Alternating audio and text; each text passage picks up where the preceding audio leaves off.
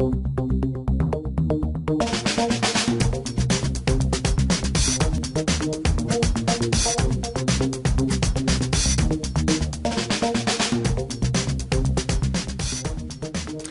and welcome to Politics Scotland. This afternoon, the Prime Minister apologises to victims of the contaminated blood scandal of the 70s and 80s. His comments in the Commons came after the Penrose Inquiry reported into the tainted blood administered by the NHS that led to thousands of people contracting hepatitis C and HIV. Good afternoon. Let's begin by talking about blood, and everyone who had a blood transfusion before 1991 is to be offered screening for hepatitis C. That's the main conclusion of the first official inquiry into contamination of the blood supply in the 1970s and 80s. Hundreds of patients contracted hepatitis C and HIV as a result of the scandal, and there are fears that even now some people may not know they're infected. The Prime Minister apologised on behalf of the UK Government this lunchtime and offered further financial help for victims. The Scottish Government has also offered an apology alongside a commitment to do more to support those affected. More from our health correspondent, Eleanor Bradford. Jokie Palmer had a routine blood transfusion in the late 70s and early 80s after a burst ulcer. 30 years later, he became unwell. One of the doctors had asked him if he'd ever had a blood transfusion, and my dad, not aware of anything, said, yeah, I've had two, I've had 8 pints in total. And that's when I think the penny dropped for the doctors that they might be looking at hepatitis C. Jennifer Googled it and found the whole family had been at risk too. We obviously didn't have a clue, and there'd be sometimes I'd be in the shower, and I'd forget to take my razor in, and my dad's would be already there, and I'd go, well, I'll quickly use it, and to think he'd shaved maybe like just before it, and I could have been passing that on to myself, but you're completely unaware. Jokie died in 2012. His story mirrors that of others up and down the country. Thousands of people were infected with hepatitis C and HIV through contaminated NHS blood products before 1991.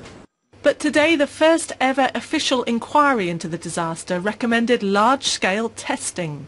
The inquiry therefore recommends that the Scottish Government takes all reasonable steps to offer a hepatitis C test to everyone in Scotland who had a blood transfusion before September 1991 and who has not been tested for hepatitis C. But it mainly concluded there was little which could have been done differently, prompting furious reactions from the victims and their relatives. Thank you. Tory whitewash. It's a whitewash, but I said that 8 years ago when the very first day of the Penrose Inquiry, and I've not changed my views. Nevertheless, today at Westminster, the first ever apology to victims. To each and every one of those people, I would like to say sorry on behalf of the Government for something that should not have happened. Lord Penrose commends this report to you. The Scottish Government has echoed that apology and says it will work with Westminster to improve financial support for victims. Well, with me for the duration of the programme is the political editor of the Daily Record, David Clegg. David, good afternoon to you. Hello. I mean, this is a scandal that has been emerging for decades now. Yes. What do you make of the findings? Because it seems that we have actually not learned very much after this lengthy report. I think after 8 years and £12 million, the only recommendation is that people who were possibly at risk should have a test to see if they've contracted hepatitis C. Is pretty amazing. It's astonishing, actually. And I think people might be surprised that those who had a blood transfusion before September 91 and could potentially be at risk have not been tested thus far. Yeah, I honestly don't know how that's happened, and it seems crazy that it is the case, but seemingly it is. I think the anger from the victims is very understandable, because this has been a long-running process. It's been a lot of time and effort invested into it, and we've got to a stage where nobody seems to have been to blame, that nothing could have been done differently, yet this event, which is a thing of nightmares, saw the powerful package there, and also at the Daily Record we've talked to a lot of people who were affected by this. Some people who, 14 of their friends and family have been affected by it. It's just extraordinary. And I was struck there by David Cameron's comments, which has said, I apologise for something that should not have happened. Well, if it should not have happened, why did it happen? Because that's something that this report's given us no clarity into. Well, indeed, although when it comes to actually apportioning blame, when it's a system as large as the NHS, when blood was being imported from America and it was a global issue ultimately, it might be hard to narrow it down. I suspect it's going to be very difficult to blame one person, but I don't think anyone involved in this situation is looking for one figurehead to blame. But what they would like to know is what the systemic problems were, how it came to be that something that clearly wasn't safe was systematically given to patients across Scotland and the UK. So we've had an apology from David Cameron this lunchtime, another apology from the Health Secretary in Scotland, Robertson. Of course, this all started because Nicola Sturgeon, when she was Health Secretary, instigated this report. Those victims saw her as their champion. We know she's going to address this issue in the Scottish Parliament tomorrow. I wonder if she can say anything to placate them. I think, in fairness to the Scottish Government and the SNP, this wouldn't have happened if it wasn't for them. It was a manifesto pledge in 2007 for the SNP to carry out a full inquiry in this, and it was an inquiry given a lot of powers to compel witnesses, which I don't think had ever been done before. It's taken a long time, it's taken a lot of money, and the conclusions are maybe not satisfactory. But if it hadn't been for Nicola Sturgeon and the Scottish Government, we wouldn't have seen David Cameron getting on his feet at Westminster today and making a public apology in the way we have.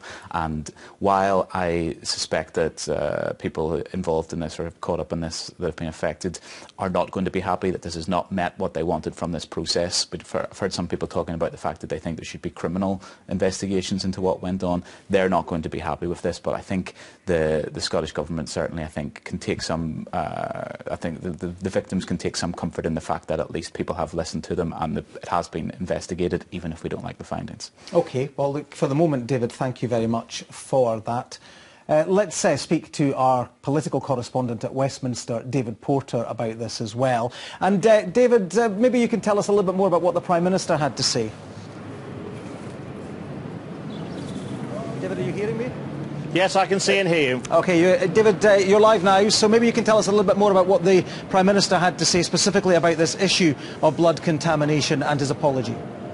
Gary, the Prime Minister addressed this at the beginning of Prime Minister's Question Time, the final one of this Parliament. It was a rather sombre beginning to it because he also paid condolences to those who had lost loved ones in the air crash in France yesterday, in which he said it was believed that 3 Britons had been on that. He then moved on to the Penrose Inquiry, saying that what had happened should never have happened, that it was unfair and it had caused needless pain. He issued an apology on behalf of the government and said that the government would be making money available, £25 million for those who had been the victims of contaminated blood. He also gave a commitment, which was also made by the leader of the Labour Party, Ed Miliband, as well, that if whichever party was elected to Westminster to be in government after May the 7th here, that they would look at the Penrose Inquiry, that they would look at its recommendations, and both Mr Miliband and Mr Cameron saying that this was a matter that they would take very, very seriously. Now, it's the end of term at Westminster. Parliament is prorogued on Monday, so today is the last set piece between the Prime Minister and the Leader of the Opposition. David Cameron and Ed Miliband clashed over election pledges. Having said Labour wouldn't raise VAT if he's Prime Minister, Mr Miliband wanted to know if the Tories would follow suit. Well, Mr Cameron said he'd match that promise. Let's listen into some of the main exchanges, starting with the topic we mentioned just a moment ago, the contamination of blood in the 1970s and 80s. Thank you, Mr Speaker. One of the most disturbing scandals has been the infection of thousands of people across the nation with HIV and hepatitis C through contaminated blood. Today, Lord Penrose publishes a report which follows nearly 25 years of campaigning by members on both sides of this House to address this scandal. Could the Prime Minister, as the last act of his government, ensure a full apology, transparent publication, and above all, proper compensation for the families terribly affected by this scandal? My honourable friend is absolutely right to raise this with the Penrose report published today, and I can do all of the 3 things that he asked for. I know that many members on all sides of this House have raised the question of infected blood. I've spoken about how constituents have been to my surgeries. While it will be for the next government to take account of these findings, it is right that we use this moment to recognise the pain and the suffering experienced by people as a result of this tragedy. It is difficult to imagine the feelings of unfairness that people must feel at being infected with something like hepatitis C or HIV as a result of a totally unrelated treatment within the NHS. And to each and every one of those people, I would like to say sorry on behalf of the government for something that should not have happened. No amount of money can ever fully make up for what did happen, but it's vital we move as soon as possible to improve the way that payments are made to those infected by this blood. I can confirm today the Government will provide up to £25 million in 2015-16 to support any transitional arrangements to a better payment system. And I commit that if I'm Prime Minister in May, we will respond to the findings of this report as a matter of priority. Finally, Mr. Speaker, I know that Lord Penrose was unable to present the findings of his report today because of illness, and I'm sure the whole House will want to send him our very best wishes. Ed Miliband.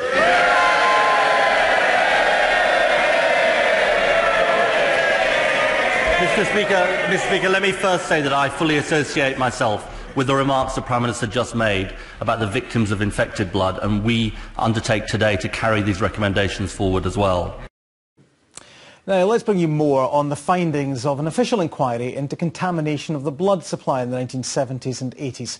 Hundreds of patients contracted hepatitis C or HIV as a result of the scandal, and there are fears that even now some people may not know they're infected. Anyone who had a blood transfusion before 1991 is to be offered screening for hepatitis C. Well, our health correspondent, Eleanor Bradford, got this response from the Health Secretary, Robertson.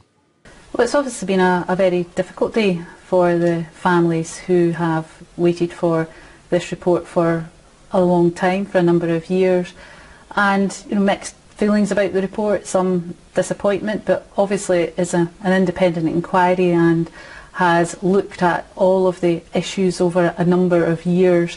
What's important though, and I think what came across from the families, was what happens next. And I was able to say to them a bit about the statement tomorrow, and that what's important is that we begin to discuss some of the details around the review, for example, of the financial provisions, so that we can make it better for those families affected, and that's very much the priority for me going forward, but I want to involve those affected in doing that. Robertson there, and more reaction to the Penrose report throughout the day here on BBC Scotland.